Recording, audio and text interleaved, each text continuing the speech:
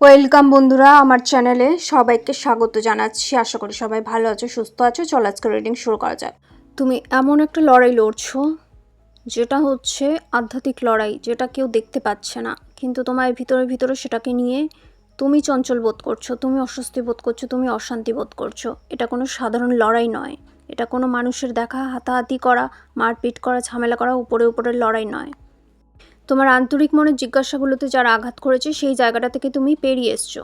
সেই সংঘর্ষটা অনেকটাই তীব্র, যেটা চোখে দেখা যায় না, যেটা তোমার মন, আত্মা, শরীরের অনেকটা ভিতরের যে অংশগুলো মানুষ দেখতে পায় না সেখানের সঙ্গে, রক্তে প্রবাহিত যে শিরায় শিরায় অংশগুলোর সঙ্গে লড়াই।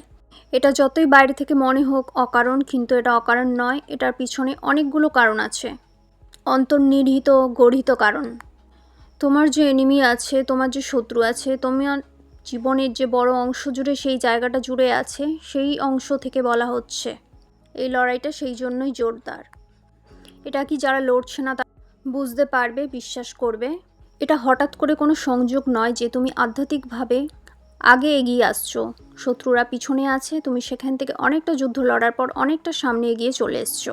এগিয়ে আস্তে আস্তে তুমি দেখতে পেলে হঠাৎ করে কোনো একজন মানুষ যে তোমার জন্য ক্ষতিকর নয়, কিন্তু তুমি আর সেটা বিশ্বাস করতে পারছো না। তুমি ভাবছো হয়তো এটার পিছনেও কোনো একটা অন্ধকার, বিশাল বড় একটা কঠিনত্ব, বিশাল বড় একটা যুদ্ধ এবং নরক লুকিয়ে থাকবে। এটাও হয়তো কোনো একটা রণনীতি, এটাও হয়তো কোনো একটা চাল, এটাও হয়তো কোনো একটা মানুষের অন্ধকার মনের অন্ধকার চাল। এবার তুমি সমস্তটা কাজ করার আগে ব্রহ্মাণ্ডের সাহায্য নিচ্ছ, এবং নরকের যে অন্ধকার সেটা তোমাকে জ্বালাতে, অন্ধকারে ডোবাতে ভয় পাচ্ছে। হ্যাঁ, নরকও ভয় পাচ্ছে তোমাকে, কারণ তুমি এখন ডিভাইনের সাহায্য নিচ্ছ। নিজের সঙ্গে, নিজের যে অন্তর্হিনিত গুণগুলো আছে সেগুলোর সঙ্গে পরিচিত হতে চাইছো। পিছনের যে ঝগড়া, ঝামেলা, অশান্তি সেইগুলো ফেলে একটুখানি মন দিয়েছো নিজেকে চেনার জন্য। সেই জন্য নরকের যে চাল সেগুলো চালতেও ভয় পাচ্ছে। নিজের ভিতর যে আনন্দ শক্তি আছে, নিজের ভিতর যে অসীম ভালোবাসার পরিপূর্ণতা আছে, সেটা বাইরে খুঁজে পাওয়া যায় না। সেটা তুমি বুঝতে শিখে যাচ্ছ ধীরে ধীরে। আর সেটার জন্যই শত্রুরা তোমাকে আঘাত করতে ভয় পাচ্ছে, কারণ তোমার যে পরিবর্তিত রূপ দেখছে, তুমি সেটা দেখতে পাচ্ছ যে অন্য কেউ দেখতে পাচ্ছে না। তুমি সেটা অনুভব করতে পারছো যে অন্য কেউ অনুভব করতে পারছে না। শুধুমাত্র নিজের মধ্যে নয়, সেই মানুষগুলোর মধ্যেও যে আঘাত করতে আসছে বা উপকার করতে আসছে বা ক্ষতিকর বা ক্ষতিকর নয়। তুমি সেই লুকানো থাকা যে জালগুলো আছে, সেই নোংরা কঠিন ষড়যন্ত্রগুলো আছে, সেগুলো এখন দেখতে পেয়ে যাচ্ছ আগের থেকেই। কারণ তুমি ব্রহ্মাণ্ডের সাহায্য নিচ্ছ। অন্যরা যা দেখতে পাচ্ছে না, বুঝতে পারছে না, তুমি অন্যকেও সাবধান করতে শিখে যাচ্ছ। অন্যকেও শিখে যাচ্ছ কীভাবে অসীম আনন্দের মধ্যে থাকতে হয় প্রকৃতির সঙ্গে। তারা যখন আধ্যাত্মিকভাবে অসুবিধা সেটা মধ্যে নিজেকে অস্বস্তি বোধ করে, তুমি সেই আধ্যাত্মিক চেতনার মধ্যে নিজেকে সুখ খুঁজে পাও। তারা যখন কৃত্রিম জগতের মধ্যে থেকে থেকে অভ্যস্ত করে ফেলেছে, নিজের মনের অন্ধকারটাকে আরও বেশি বাড়িয়ে তুলেছে, তখন তুমি এটাকেই বলে বৈরাগ্য। যখন তুমি শুদ্ধ হও, সেই শুদ্ধপনা তোমার বৈরাগ্যকে টিকিয়ে রাখতে সাহায্য করে। আর এই শুদ্ধতা শুধুমাত্র তারাই শুনতে পায় যাদের মধ্যে পবিত্রতা কুটকুটে ভরে আছে, যাদের মধ্যে কুটনামি ছাড়াও পবিত্র সুন্দর একটা মন আছে। তাদের মধ্যে পাপ, অশান্তি, ছুকছুকপনা, যে অন্ধকারে কিছু ষড়যন্ত্র করার উদ্দেশ্য, কুটিলতায় ভরা নেই। শুধুমাত্র তারা এই জিনিসগুলোকে অনুভব করতে পারবে, অনেকটা আগে থেকে সচেতন করতে পারবে মানুষকেও। এবং যীশু খ্রিস্টকে যেমন দেখেছ যে সবাইকে ক্ষমা করে দিয়েছে, সে যে কথাগুলো বলে গেছিল মরার পর সেগুলোই সত্যি হয়েছে। এইটাই হয় বেশিরভাগ ক্ষেত্রে যখন সময়, কিন্তু এটা কলিযুগ। কলিযুগের সময় থাকতে থাকতে মানুষ সবটা বুঝতে শিখছে। এটা নয় যে কেউ মরে যাওয়ার পর বা সময় পেরিয়ে গেলে সে বুঝতে শিখছে। এটাই হচ্ছে কলিযুগের মানুষের মধ্যে বুদ্ধিমত্তা, বুদ্ধি খুলে গেছে। এটা সেই জেরুজালেমের সময় নয়, যেই সময়টা মানুষ মরে যাওয়ার পর বা গ্যালিলিও হত্যা করার পর তার জিনিসগুলো সঠিক প্রমাণিত হয়েছে। শুদ্ধতা শুধুমাত্র তোমার কানে বাজছে। তুমি যদি ওম কোনো শুনতে পাও বা নিজেকে ফলো করে দেখবে, রাতের বেলা কোনো ধ্বনি শুনতে পাও, তার মানে জানবে শুধুমাত্র বাইরের বহিষ্কৃত যে অশুদ্ধতা সেটা তোমাকে ছুতে পারছে না। তোমার চারিদিকে শুধুমাত্র পবিত্র ধ্বনি, পবিত্রতা বিরাজ করছে। তোমার যে ধারণা সেগুলোকে সত্যি করতে সাহায্য করছে। হ্যাঁ, ধারণা মানে পজিটিভ ধারণা, নিজের জন্য পজিটিভ ধারণা, সবার জন্য পজিটিভ ধারণা, শুধুমাত্র পজিটিভ ধারণাগুলোকেই সত্যি করে। অশুদ্ধতা আসতে শুরু করলেই ধারণাগুলো কোনোদিনই আর সত্যি হবে না, কোনোদিনই আর ভবিষ্যতের আগামী ইঙ্গিত তোমাকে কেউ আর দেবে না। এখন যে সমস্ত অ্যাঞ্জেলরা তোমাকে সাহায্য করছে, সমস্ত আকাশ থেকে ভবিষ্যৎবাণী তোমাকে সাহায্য করছে। হ্যাঁ, এই যে কথাগুলো বিবেকানন্দ, স্বামীজি বলো, রামকৃষ্ণ বলো এবং আমাদের যীশুখ্রিস্ট বলো, উনি যে দিয়ে গেছেন ওনারা যে মহাপুরুষরা, এইগুলোই সত্যি। এটা হয় যে মন থেকে পবিত্র হয় তার ভবিষ্যৎ দেখার ক্ষমতা থাকে। তাকে হয়তো ডাইনি বা কালো জাদু বা কালো বিদ্যা বলে সেই সময় শাস্তি দেওয়া হয়েছিল বা বিশ্বাস করেনি বা পাগল বলেছিল। হ্যাঁ, স্বামী বিবেকানন্দকেও পাগল শুনতে হয়েছিল, কিন্তু উনিও পুরীর সমুদ্র সম্পর্কে পুরীর কিছু ভবিষ্যৎবাণী করে গেছিলেন। মন্দির সম্পর্কে যে ঝড়, উড়িষ্যার ঝড় দেখা গেছে বা মন্দিরের ক্ষতিগ্রস্ত হয়েছে, শুধুমাত্র গ্রন্থ নয়, ওনাদের যে দূরদৃষ্টি, এটাকেই বলে দূরদৃষ্টি। সেই দূরদৃষ্টি সম্পন্ন, ক্ষমতা সম্পন্ন হতে গেলে তোমাকে আগে তোমার মধ্যে যে বৈরাগ্যতা আছে এবং তোমার যে শুদ্ধতা আছে প্রকৃতির সঙ্গে, সেটা ম্যাচ হতে হবে। মিল হলে তবেই তুমি সেই আগামী দিনের আগামী ভবিষ্যৎবাণী করতে পারবে অনেকটা আগের থেকে।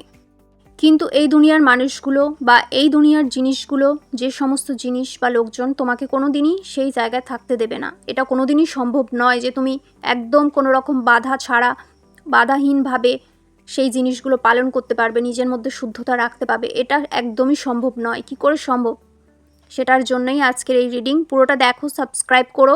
আমার ফোন নাম্বার আগের ভিডিওগুলোতে দেওয়া আছে, দরকার হলে আরেকবার দিয়ে দেবো। পার্সোনাল রিডিংও করতে পারো। রিডিংয়ে অনেকগুলো জিনিস দেওয়া হয় যেটা সবসময় ফ্রিতে এখানে পাওয়া যাবে না। আগেও বলেছি, পার্সোনাল রিডিংয়ের জন্য 1500 করে লাগে।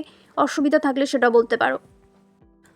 অ্যাজ এ কাউন্সিলার আমি হিলিং মাস্টার, এবং ফেসবুকে, ইনস্টাগ্রামে আমি আছি। সেখান থেকে 2012 সাল থেকে আমাদের পার্মানেন্ট জার্নি শুরু। তার আগে আমার পূর্বপুরুষদের থেকে এটা শুরু। আজকের রিডিংটা একটু অন্য রকমের, একটু ফিলোসফিক্যাল, সেই জন্য তোমাদের একটুখানি ধৈর্য ধরে শুনতে হবে। যাই হোক, বলি যে এত গন্ধে ভরা যে জীবন বা চারিদিকে কালো কালো কালো কালো ভর্তি জীবন, সেটার মধ্যে তুমি সাদা সাদা সাদা সাদা ফুটিয়ে উঠতে চলেছো বা চাইছো, সেটার জন্য সমস্ত যে বাধা, সেইগুলো তোমাকে আগে অ্যাটাক করবে। শুধুমাত্র স্পিরিচুয়াল বাধা, মনুষ্য ক্রিয়েট বাধা বা কৃত্রিম বাধা বা মানুষ তোমাকে পাগল বলবে, সেই ঠাট্টা করবে, সেই বাধাগুলো নয়। এখানে নিজের সঙ্গেও নিজের যুদ্ধ থাকে, যে যুদ্ধে তোমাকে বলতে হবে যে না, আমি ভুল নই, আমি ঠিক প্রমাণিত হবই। তুমি নিজের ভিতরে অন্তরাত্মা দিয়ে চিল্লাচ্ছ, বাইরের কেউ সেই আওয়াজ শুনতে পাচ্ছে না, ঠাট্টা করে উড়িয়ে দিচ্ছে, তামাশা করে উড়িয়ে দিচ্ছে। মজবুতি হওয়ার যতই চেষ্টা করছো ততই দুর্বল হয়ে যাচ্ছ। বাইরের জিনিসগুলো, কালো জগতের জিনিসগুলো তোমাকে দুর্বল করে দিচ্ছে, বারে বারে দুর্বল করে দিচ্ছে। যতইবার নিজেকে শক্তিশালী করতে চাইছো, ততবারই নিজেকে দুর্বল ভাবছো। আমার সঙ্গে এসে পার্সোনাল ডিসকাস করতে পারো, অন্য কারোর কাছেও যেতে পারো। যাই হোক, আমি সিমটম, সাইন, লক্ষণ সবটাই বলে দিলাম। যেটা মনে হবে সেইভাবে যোগাযোগ করতে পারো। তুমি একা নও, বারবার এটা বুঝতে হবে। ব্রহ্মাণ্ড সবসময় সত্যির স্বাদ দেয়। সত্যি আজ হলেও ফলবে, সত্যি দেরিতে হলেও ফলবে। হ্যাঁ, এটা হয়ে যায় যে মরার পর যখন ফলেছে তখন সে অমরত্বে পরিণত হয়েছে।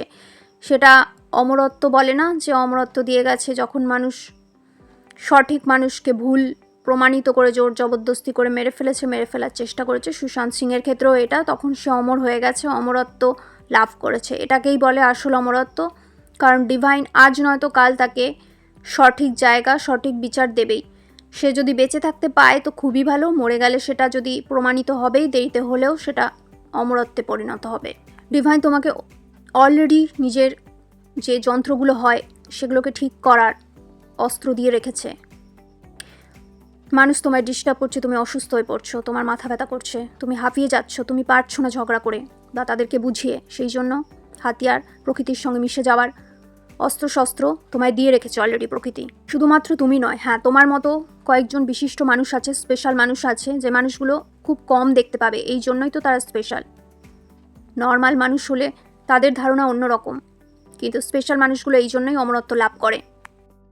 শুদ্ধতার মধ্যে বাঁচা, ফিলোসফিক্যাল যে থটস, সেই থটের উপর আজকে ফুল রিডিং। তোমাদের হয়তো শুনতে একটুখানি অন্যরকম লাগবে।